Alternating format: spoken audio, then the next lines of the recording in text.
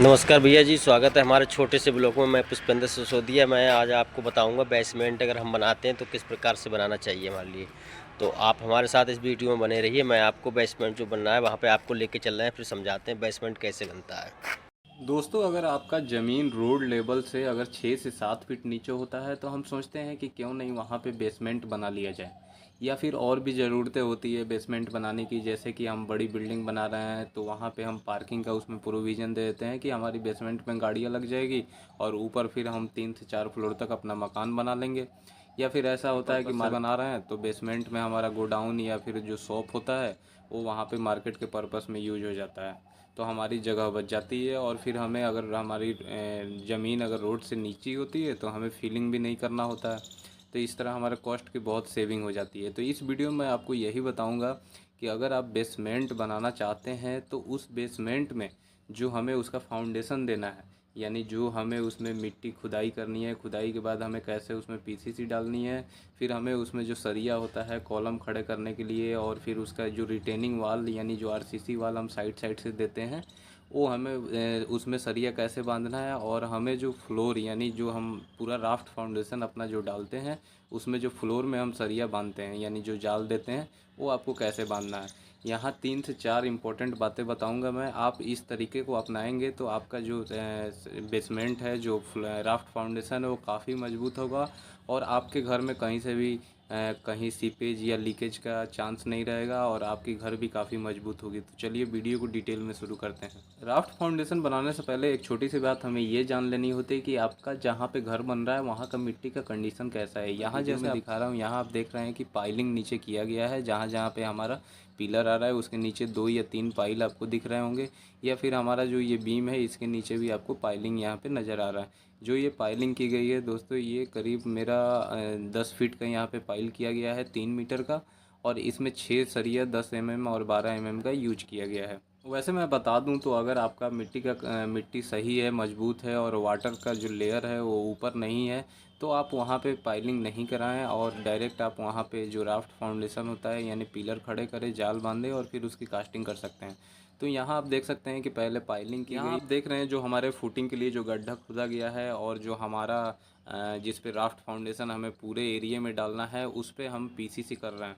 तो जो हमारा पीसीसी होना है वो दोस्तों 3 से 4 इंच मोटा आपको पीसीसी M10 या M15 ग्रेड में, यानी कि 1 2 4 या फिर आप 1 4 8 का मसाला यूज कर सकते हैं, उसमें आपको पीसीसी कर लेना है। पीसीसी करने के बाद दोस्तों अब आगे मैं वीडियो में आपको दिखा रहा हूँ कि जो आपको जाल इसमें बांधना है यानी जो सरिया यूज करना है अपने राफ्ट फाउंडेशन बनाने के लिए, वो आपको 12 mm का स्टील यूज करना है। और दोस्तों बहुत जगह ऐसा देखा जाता है कि लोग सिंगल जाल में अपना सरिया बांध देते हैं राफ्ट फाउंडेशन का, और फिर वो कहते हैं कि बहुत है यहीं से स्ट्रॉन्ग हो जाएगा।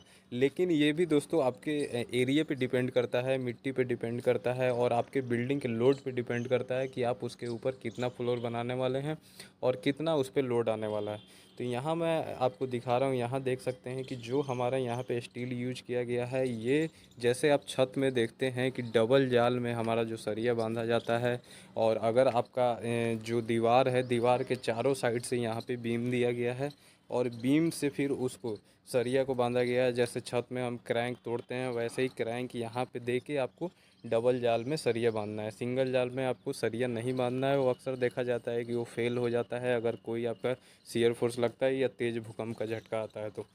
वहीं दोस्तों जब भी आप जाल बांधे और जब आप पिलर खड़े करेंगे तो पिलर में दोस्तों कभी भी जो फुटिंग होता है वो भी सिंगल जाल में आपको नहीं रखना है, वो भी आपको डबल जाल में यहाँ पे फुटिंग देना है पिलर का। और पिलर जो आप नीचे राफ्ट पे यानी कि ज़मीन पे जो रेस्ट करते हैं, जो आप एल मोड़ते हैं पिलर का, वो बहुत जगह देखा जाता है कि लोग छोटा छोटा 6 इंच का 1 फीट का मोड़ के और फिर उस पर आपस में जाल से बांध देते हैं। लेकिन ये गलत तरीका है दोस्तों। कम से कम वहाँ पे आपको 1.5 फीट एल जो है वो मोड़ के आगे तक निकालना चाहिए। यहाँ आप देख सकते हैं कि जो हमारा राफ्ट है अगर इसकी चौड़ाई ज़्यादा है तो इसमें बीच में से एक कंसील्ड बीम भी दिया जाता है। वहीं मैं बता दूं दोस्तों कि अगर मान लीजिए कि आपका एरिया बड़ा है 20 बाई 20, या यहाँ पे देख रहे हैं कि 50 फीट ये लंबा है और ऐसे आप देख रहे हैं कि ये 20 फीट ऐसे इसकी चौड़ाई है, तो 20 चौड़ाई को काटने के लिए यहाँ बीचों बीच एक कंसील्ड बीम जिसे हम बोलते हैं वो यहाँ पे प्रोवाइड किया गया है, ताकि वो सेक्शन को यानी कि जाल को डिवाइड कर ले, लोड उस पर ट्रांसमिट हो जाए हमारा पूरा। तो इसलिए आपको कंसील्ड बीम भी वहाँ दिया गया है। कंसील्ड बीम जो है दोस्तों वो यहाँ पे 3 इंच हाइट की बांधी गई है, जो कि ढलाई के बाद 4 से 5 इंच तक हमारे स्लैब में वो दब जाएगा। और जो चौड़ाई रखी गई है वो 6 इंच की रखी गई है। इसमें 4 सरिया 12 mm के यूज किया गया है और रिंग के लिए 8 mm का सरिया यूज किया गया है। दोस्तों जब भी हम बेसमेंट बनाते हैं तो हमारे साइड साइड में मकान होता है या मिट्टी होता है, जैसे आप तो देख वहाँ रहे हैं। अगर हम डायरेक्ट केवल ईंट की दीवार खड़ी कर देंगे तो उसमें क्या होता है कि हमेशा पानी का लीकेज की समस्या होती है, या वहाँ साइड से अगर पानी जाएगा तो आपके फिर बेसमेंट में आएगा, तो वहाँ पानी लगने की समस्या होती है। इसलिए जब भी आप अपना जाल बांधते हैं फर्श पे राफ्ट फाउंडेशन, तो उसी में से एल मोड़ के, यानी आप देख रहे हैं कि जो सरिया रिटेनिंग वाल के लिए यूज किया गया है, ये 10 mm का सरिया यहाँ पे दिया गया है। और नीचे आप देख रहे हैं बीम में एल फंसाया गया है, ये 6 से 8 इंच का आपको पूरे यानी कि एल मोड़ा गया है। ये जो आरसीसी वाल बनाना है, ये आपका रोड लेवल जितना भी आपका हाइट है, अगर अगर आप मान लीजिए 6 फीट ऊपर है आपका रोड लेवल, तो आप कोशिश करें कि 1 फीट 1.5 फीट उससे ऊपर तक बनाया जाए आरसीसी वाल, ताकि कहीं से अगर पानी उसमें अंदर आने की समस्या ना रहे।